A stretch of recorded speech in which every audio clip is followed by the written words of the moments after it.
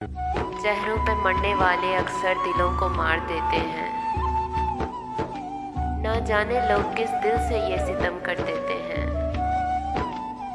जिनसे जुदा होने का तसव्वुर भी ना किया हो, उनसे जुदा होकर हम जीते जी मर जाते हैं। कह के लगाने ही पड़ते हैं इस दुनिया की भीड़ में, इन कहकों में अपने सारे राज छुपाने ही पड़ते हैं। कौन किसी को रोता देख के खुश होता है, इसलिए आंसुओं को छुपाकर हंसना ही पड़ता है।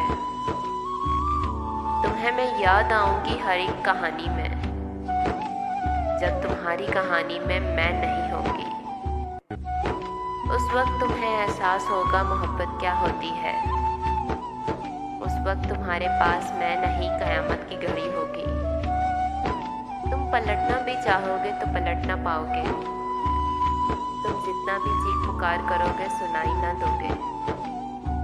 मैं उस कहानी के इख्तिताम में खुद का ही इख्तिताम कर दूंगी।